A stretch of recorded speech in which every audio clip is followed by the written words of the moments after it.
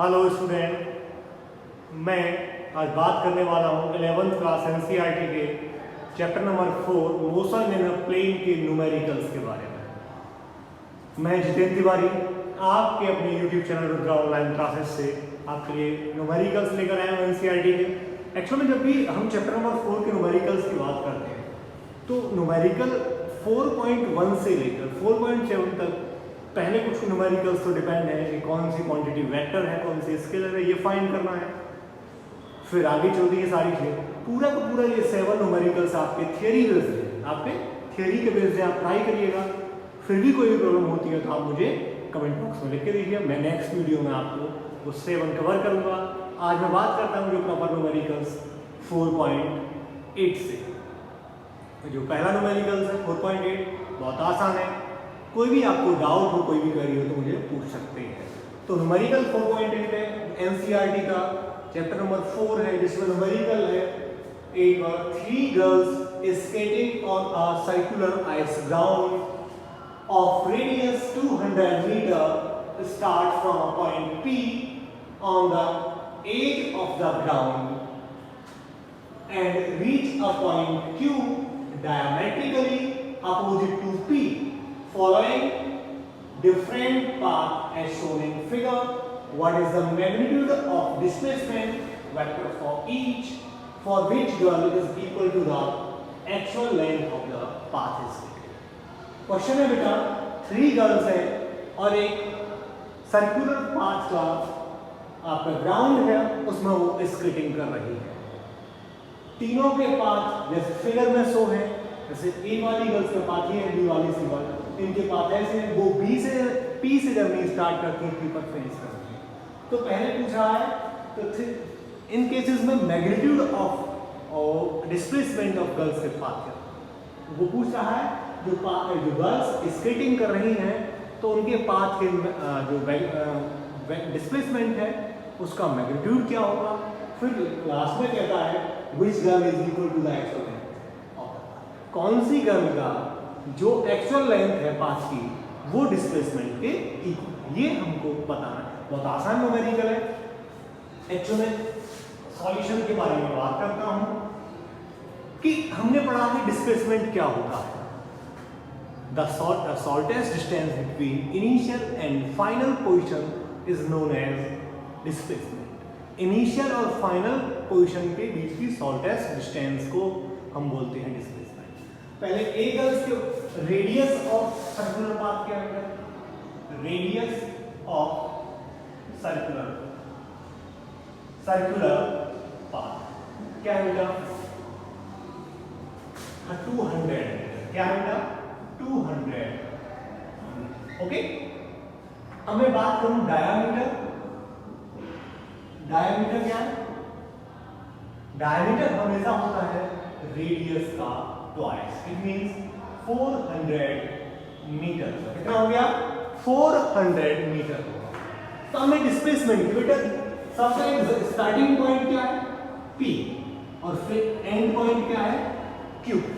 तो आप देख रहे हो डिस्प्लेसमेंट क्या होगा? डिस्प्लेसमेंट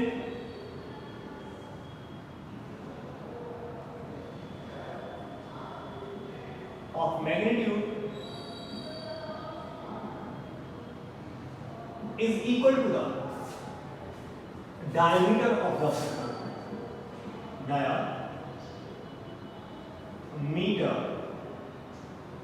of the circular आप खुद ही देखिए फिगर में बेटा, पार्टिकल P से A से होते हुए Q पर पहुंचता है पाथ ही, तो भी इनिशियल और फाइनल पॉइंट P और Q है। डायमीटर डिस्प्लेसमेंट क्या होगा? डायमीटर के इक्वल होगा। अब मैं बात करता हूं C वाले टर्म में, जो P से ऐसे होते हुए यहां पहुंच रहा है, तो भी डायमीटर क्या होगा बेटा? डायमीटर के इक्वल डिस्प्लेसमेंट होगा। और P और Q के केस में डायमीटर ही आपका एक्चुअल, तो क्या होगा? 400 मीटर। हर केस में बेटा आपका क्या होगा? डिस्प्लेसमेंट क्या होगा आपका? 400 metre displacement between P and. तो अब हम कह सकते हैं बेटा, जो hence it is clear that the actual path of the B girl B is equal to the displacement of the B. The magnitude of displacement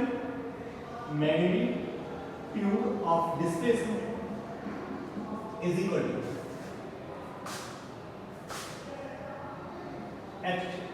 actual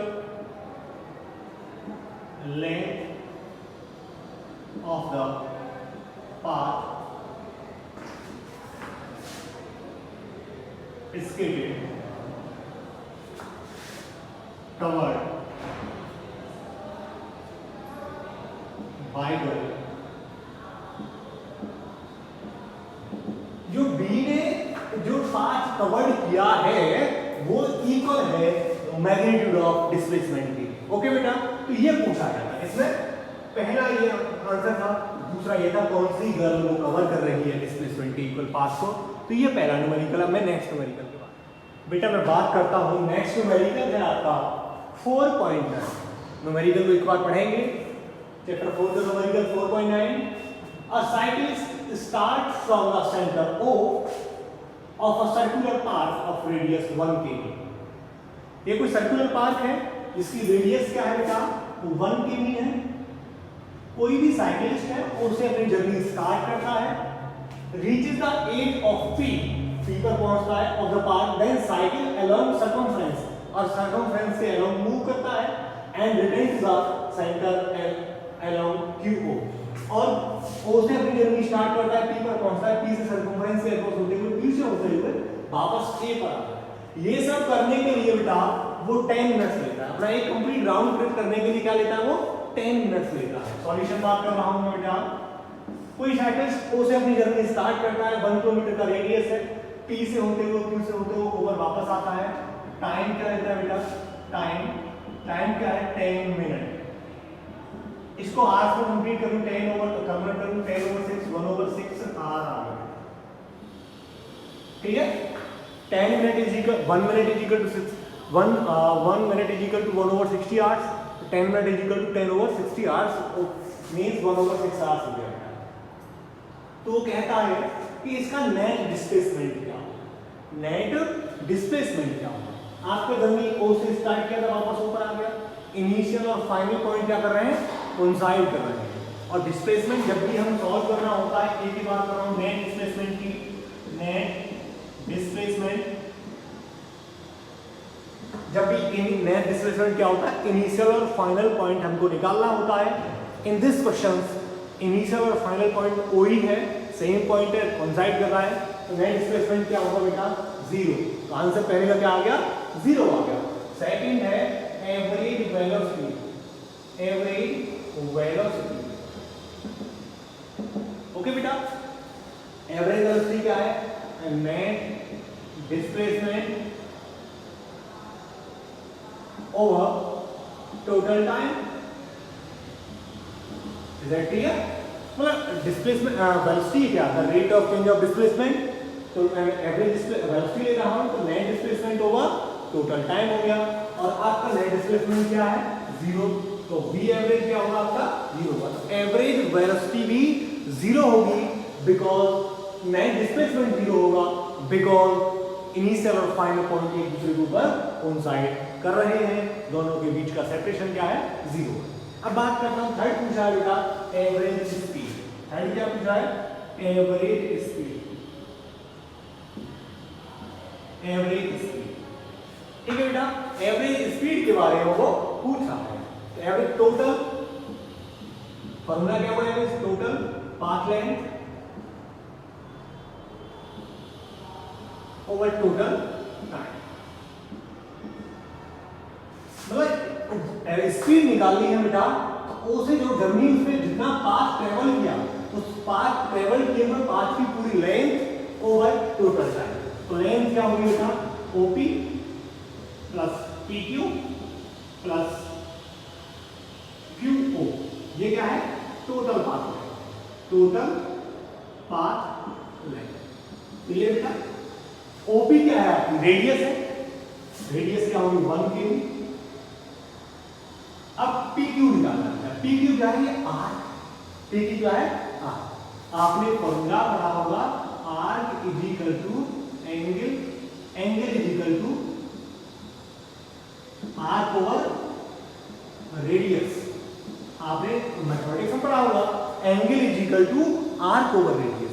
मुझे तो आर्क चाहिए बेटा, आर्क क्या आपकी यहाँ पी क्यू है, रेडियस क्या है आपकी 1 केवी, रेडियस क्या है आपका 1 केवी, और आपका एंगल कितना होगा बेटा ये पाई बाई, ये क्या है आपका पाई बाई, ये क्या हो गया आपका पाई।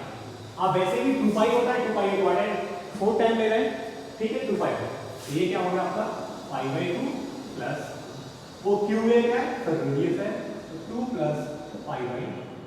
ओके बेटा, तो यहाँ मैं इसको लिखूं 4 प्लस पाई ओवर, ये टोटल पाथ लेंथ है। तो एवरेज स्पीड के बारे में बात करूं बेटा, स्पीड के बारे में बात कर रहा हूं, तो क्या होगा बेटा 4 प्लस पाई ओवर 2 इंटू, मैंने इसको 1/6 में कन्वर्ट किया था,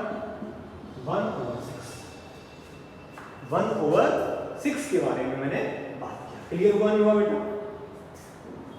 तो ये 2 3 जा 6, तो पाई की वैल्यू क्या होती है 4, पाई की वैल्यू क्या होती है 3.14 इंटू 3, तो 7.14 इंटू 3, तो 12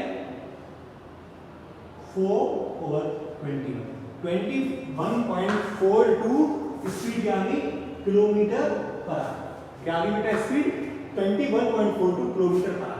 क्लियर हो गया होगा? मैं एक बार फिर रिपीट कर रहा हूँ, कोई साइकिलिस्ट अपनी 1 किलोमीटर रेडियस के सर्कुलर पार्क में अपनी जर्नी स्टार्ट करता है, ट्रैवल करना स्टार्ट करता है बेटा, वो सबसे पहले ओ से ट्रैवल करता है, पी पर पहुंचता है, फिर सर्कमफ्रेंस को फॉलो करते हुए पी पर पहुंचता है, फिर क्यू से ऊपर आता है। तो वो कहता है कि नेट डिस्प्लेसमेंट क्या होगा।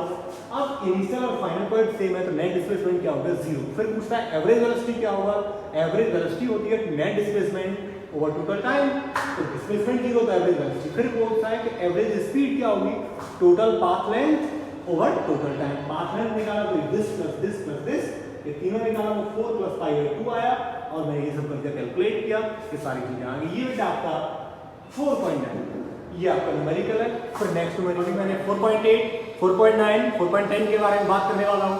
उससे पहले मैंने बोला कि आपके जो न्यूमेरिकल्स हैं 4.1 से 4.7 तक वो थ्योरी वाइज हैं, बिल्कुल बहुत सिंपल है, फिर भी नहीं होते, मैंने थ्योरी में कवर भी किया था, उनके बारे में डिस्कस किया था, कौन सी वेक्टर क्वांटिटी कौन सी स्केलर, इन सब के बारे में। फिर भी कोई भी डाउट हो आप तो मुझे क्वेश्चन कर सकते हैं। तो मैं बात करने वाला हूँ 4.8, बहुत बढ़िया न्यूमेरिकल है, अच्छा न्यूमेरिकल है, फोकस करिएगा। पहले हम पढ़ते हैं। And on an open ground, a motorist follow a track that turn to his left by an angle of 60 degree। मतलब कोई भी मोटरिस्ट अपने पोजीशन से स्टार्ट करता है, 500 मीटर चलने के बाद वो अपने 60 डिग्री लेफ्ट में टर्न करता है। Starting from a given turn, specify the displacement of motorist of 3rd, 6th and 8th turn. Compare the magnitude of displacement with the total path length covered by the motorist in each case. Okay बेटा, consider करते हैं बेटा, कोई भी motorist है ए से अपनी journey start करता है। क्या करता है? ए से अपनी जर्नी स्टार्ट करता है, और वो 500 मीटर टर्न चलने के बाद क्या कर रहा है, 500 मीटर चलने के बाद वो अपने 60 डिग्री लेफ्ट टर्न करता है। ये आपका पाथ है, तो ये क्या होगा 60 डिग्री लेफ्ट टर्न किया उसने। ओके, फिर 500 मीटर चला, 500 मीटर चलने के बाद फिर आपने लेफ्ट टर्न करना है, तो लेफ्ट किधर आएगा, जनरली हम पोजीशन पहुंचेंगे लेफ्ट, आप क्या आएगा, इसका लेफ्ट क्या होगा बेटा, फिर 60 डिग्री लेफ्ट टर्न करता है, फिर 500 मीटर चलेगा। ये 500 मीटर चलने के बाद फिर बेटा वो फिर लेफ्ट टर्न करेगा,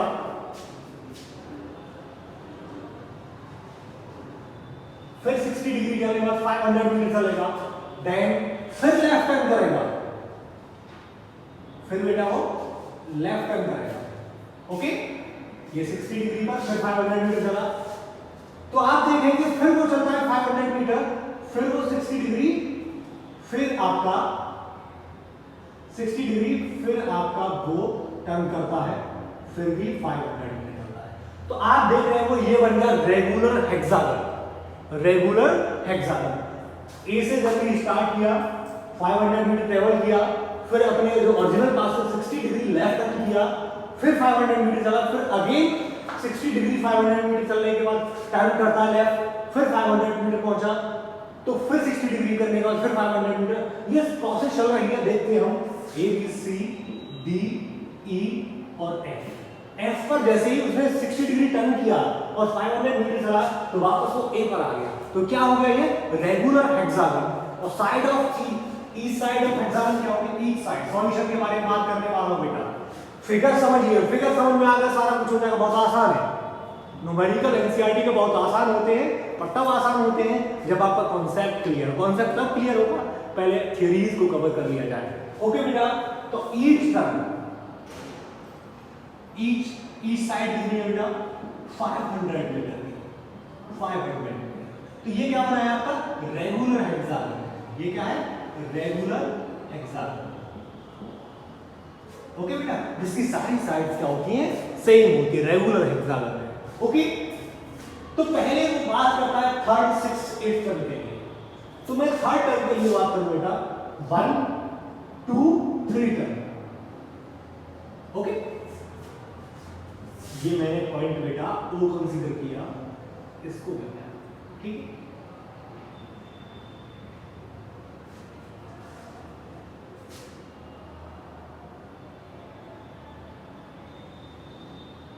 ओ,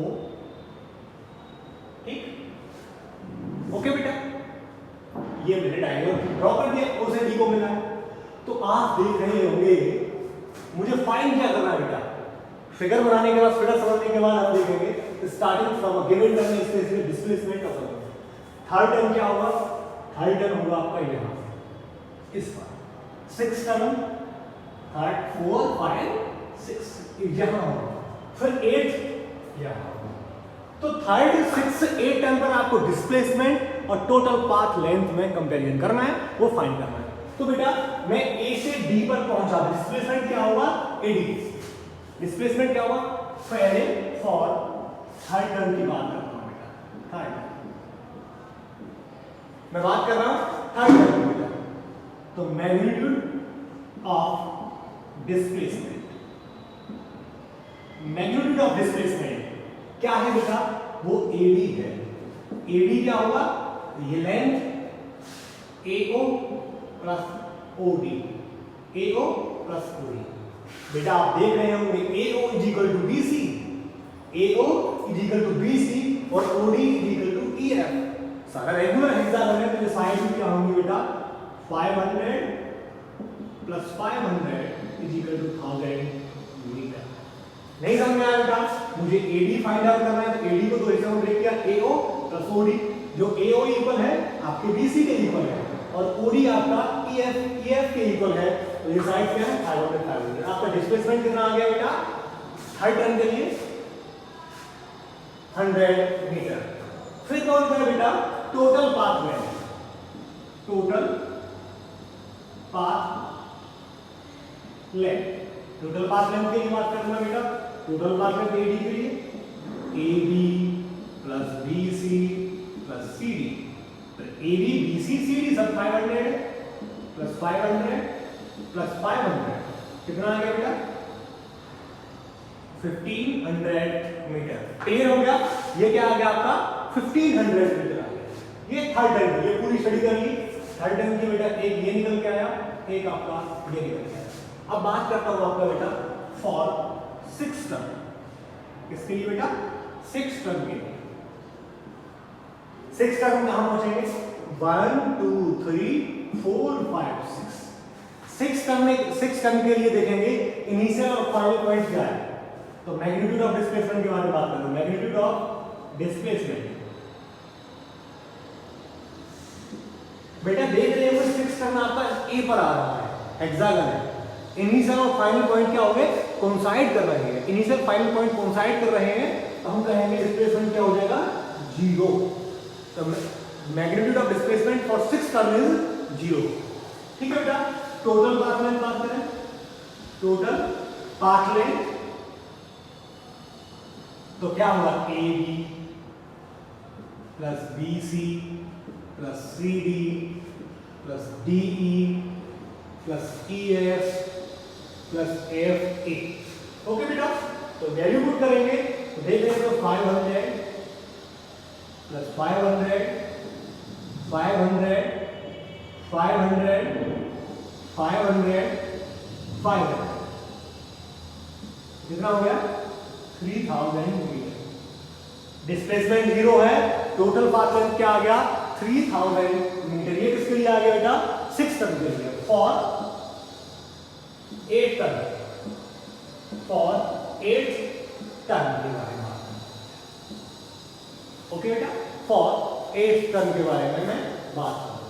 ठीक है, 8 टन कैसे निकालेंगे हम? अब 8 टन का आ रहा है बेटा एट सी पर, थर्ड टन आ रहा है एट बी, एट ए और बेटा एट सी। अब डिस्प्लेसमेंट क्या होगा एट सी बेटा?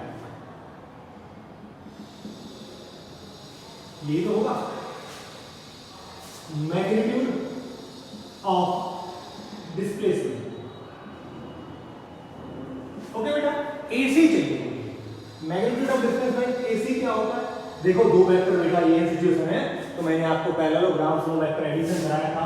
AC इक्वल टू क्या होगा रूट AB का स्क्वायर प्लस BC का square plus 2AB BC cos कितना है 60 डिग्री, cos 60 डिग्री। तो वैल्यू पुट करूं बेटा 500 का स्क्वायर 500 का स्क्वायर 2 500 500 cos 60 की वैल्यू क्या होती है बेटा 1/2।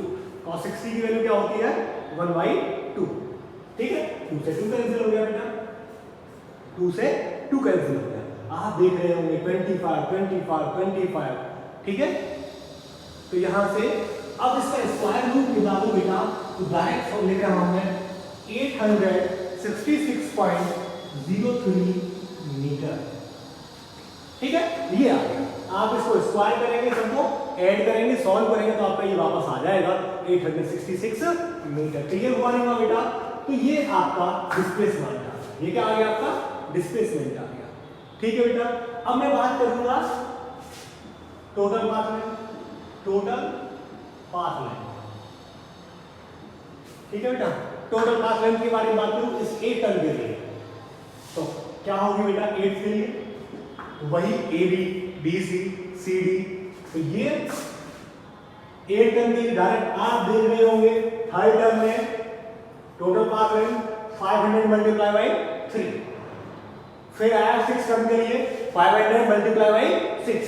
8 के लिए बात करूं तो 500 कितने टन की बात कर रहा हूं 8, तो क्या हो गया 4000। वैसे ही काउंट करिए 1 2 3 4 5 6 7 8, सबको ऐड कर देंगे डायरेक्ट, तो ये हमारा आ जाएगा। मैंने बेटा आपको देखा कंपेरिजन करना है। 8 टन में ये आपका टोटल पाथ लेंथ है, ये डिस्प्लेसमेंट है। थर्ड टन के लिए ये बेटा ये डिस्प्लेसमेंट है, ये पाथ लेंथ, ये डिस्प्लेसमेंट है। तो ये सारा बेटा बहुत सिंपल अच्छा न्यूमेरिकल है, नोट करना ही है आपको। इसमें केवल आपको डिस्प्लेसमेंट और डिस्टेंस में कंपेयर कराया था, रेगुलर हेक्सागन बनाया और इसमें आपकी साइड्स के बारे में बात किया। अब मैंने इसके बेटा ये है आपका 4.11 न्यूमेरिकल्स। ओके बेटा, अब तक मैं न्यूमेरिकल करा हूं, उसके आगे न्यूमेरिकल्स थोड़ा ध्यान से लेंगे, बहुत ही आसान numerical. A passenger arriving in a new town wishes to go from the station to a hotel located 10 kilometre away on a state road। बेटा कोई पैसेंजर है जो एक न्यू टाउन में आता है, जो न्यू टाउन है स्टेशन से स्टेट रोड को अलग 10 किलोमीटर अवे। क्या है बेटा, ये कंसीडर करो, ये स्टेशन और ये न्यू टाउन। ओके बेटा, तो इनकी जो स्टेट रोड का डिस्टेंस है वो क्या है 10 किलोमीटर।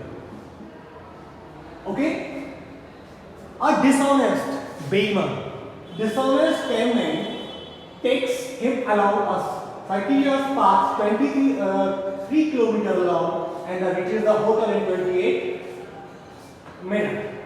यहां एक होटल रहा होगा कोई बेटा, होटल ठीक है। अब बेटा वो एक डिसऑनेस्ट कैमरा स्टेशन से बैठता है, वो क्या करता है, वो उसको घुमा के घूमते हुए तो ये तो यहाँ पहुंचता है, मतलब उसको प्रॉपर मेथड में मिला के क्या करता है, उसे घुमा कर इस तरीके से वो यहाँ पहुंचता है। तो जब वो चलता है तो 20 किलोमीटर डिस्टेंस कवर करता है। जब उसको 10 किलोमीटर मिलेगा वो किसमें आता है बेटा, 20 किलोमीटर। ओके बेटा, जब वो 20 किलोमीटर जाता है, 23 किलोमीटर जाता है तो टाइम लगता है, सॉल्यूशन बात कर रहा हूं बेटा, सॉल्यूशन में टोटल डिस्टेंस ट्रेवल कितना करता है, टोटल डिस्टेंस ट्रेवल 23 किलोमीटर, ठीक।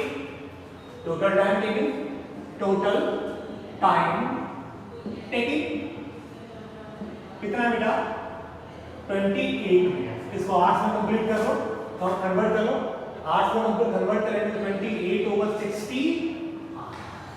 ठीक है बेटा, समझेंगे। कोई एक पर्सन है, एक न्यू टाउन में आता है जो, और ये न्यू टाउन स्टेशन, यहां हम न्यू टाउन कह सकते हैं,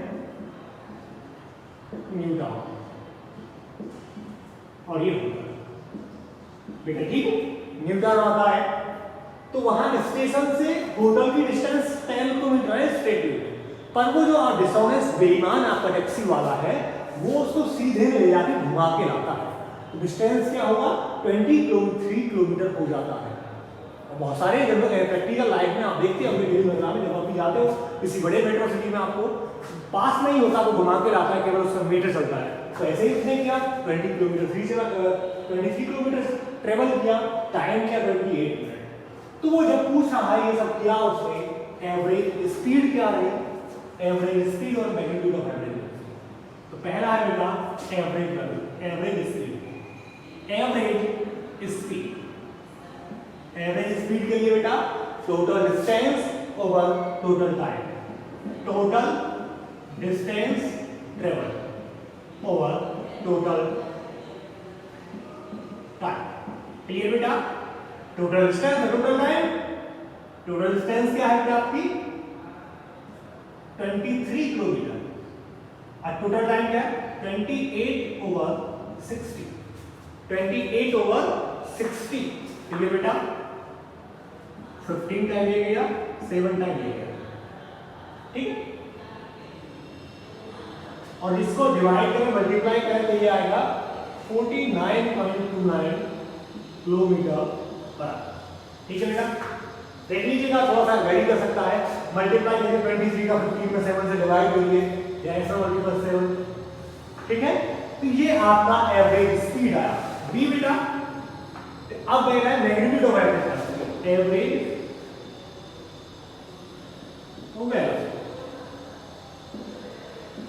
टोटल डिस्प्लेसमेंट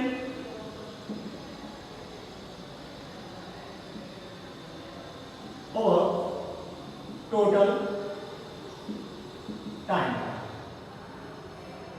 यहां टोटल डिस्प्लेसमेंट क्या होगा बेटा 10 किलोमीटर, क्या होगा 10 के, और टोटल टाइम वही 28/60।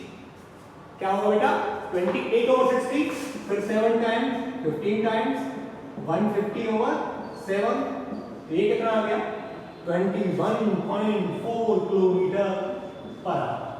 आप देख रहे होंगे बेटा एवरेज स्पीड तो 49.29 किलोमीटर पर आवर आई, और जो एवरेज वेलोसिटी है वो 21.4 आई।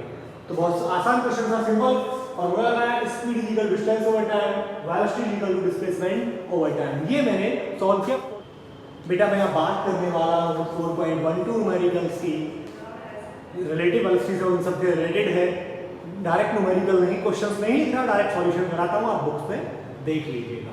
तो एक गर्ल है बेटा जो साइकिल से नॉर्थ टू साउथ जा रही है, नॉर्थ से साउथ की तरफ जा रही है, उसकी स्पीड है वेलोसिटी, उसकी स्पीड है बेटा वेलोसिटी ऑफ साइकिल की 10 मीटर पर सेकेंड, वेलोसिटी ऑफ साइकिल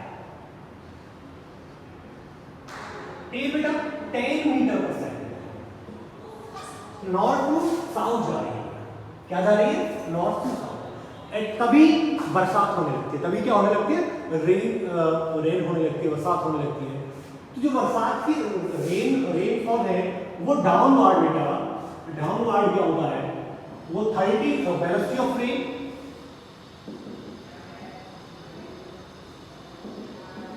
वो दे रखा है बेटा 30 मीटर पर सेकंड। साइकिल से जा रही थी 10 मीटर पर सेकंड की स्पीड से, तभी बरसात होने लगती है। और जो बरसात की स्पीड है डाउनवर्ड वो क्या बेटा? 30 मीटर पर सेकंड है। 30 मीटर पर सेकंड, ये 10 मीटर पर सेकंड था। क्लियर बेटा? तो क्वेश्चन कहता है कि उसको अम्ब्रेला किस डायरेक्शन में रखना चाहिए, उस गर्ल को अम्ब्रेला किस डायरेक्शन में रखना चाहिए जिससे वो भीगने से बच जाए, बरसात से बचा जाए। Is that clear? तो पहले हमको वो सब निकालने के लिए बेटा अब रिलेटिव वेलोसिटी निकालनी पड़ेगी कि किस स्पीड से आ रही है। देन उसके बाद मैं वेलोसिटी ऑफ साइकिल जो नॉर्थ टू साउथ जा रही है, तो मैं वेलोसिटी की जो वेक्टर क्वांटिटी है बेटा, इसकी यदि मैं कन्वर्ट करूं वेलोसिटी को, तो vc क्या हो जाएगा बेटा? -10 मीटर पर second. Is that clear? Velocity north to south थी, मैंने साउथ टू नॉर्थ की तो माइनस सिंबल लगा दिया। माइनस क्या कर रहा है? डायरेक्शन को रिप्रेजेंट कर रहा है। माइनस क्या कर रहा है? डायरेक्शन को। तो रिलेटिव वेलोसिटी क्या होगी बेटा? रिलेटिव वेलोसिटी, तो v r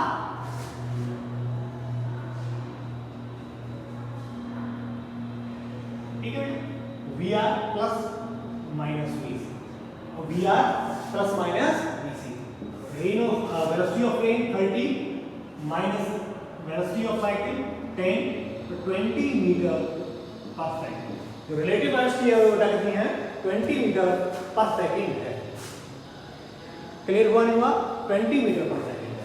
अब ये भी कंसीडर करूं बेटा, मैं परपेंडिकुलर रखूं, मान लो ये ऐसे ही जा रही है, ये थीटा एंगल है, ये भी क्या होगा? ये भी थीटा एंगल होगा, ये भी क्या होगा? Theta angle. तो मुझे डायरेक्शन निकालने के लिए क्या करना पड़ेगा? डायरेक्शन के लिए डायरेक्शन निकाल रहा हूं, तो किस डायरेक्शन में मैं अपना अम्ब्रेला रखेगी जिससे वो सेफ हो जाएगी। tan theta is equal to, tan theta formula perpendicular over base, angle के सामने वाली आर्म परपेंडिकुलर होती है ये वाली बेस, तो VC over VR। tan theta is equal to, magnitude के बारे में बात कर रहा हूं, 10 ओवर 30, तो 1/3। तो यहां लिखो बेटा theta is equal to tan inverse 1/3, tan inverse 1/3। Clear बेटा? जो 1/3 की अप्रोक्सीमेटली वैल्यू होती है वो 18 डिग्री पर। यदि वो गर्ल टुवर्ड्स ये वाला है, ये वाला जो एंगल 18 डिग्री पर रखेगी तो वो भीगेगी नहीं। समझ में आ गया होगा बेटा? ये रिलेटिव वेलोसिटी का क्वेश्चन था कि कोई भी गर्ल 10 मीटर पर सेकंड की स्पीड से साइकिल से जा रही है, बरसात होने लगती है, बरसात की स्पीड डाउनवर्ड 30 मीटर पर सेकंड है, तो किस एंगल पर उसे अम्ब्रेला रखना है जिससे वो भीगने से बच जाए? वो 18 डिग्री आएगा, 18 डिग्री अपवर्ड से। तो रिलेटिव वेलोसिटी निकाली और ये सारी चीजें निकाली। हेलो गाइस, आपने अब तक चैनल को सब्सक्राइब नहीं किया है तो चैनल को सब्सक्राइब करेंगे और बेल आइकन का बटन प्रेस करेंगे। Rudra online classes Jitendra Tiwari. आपको फिर भी कोई भी डाउट रहता है न्यूमेरिकल्स में कोई भी, तो कमेंट करेंगे और वीडियो को लाइक करेंगे, शेयर करेंगे और कमेंट करेंगे। Okay, thank you.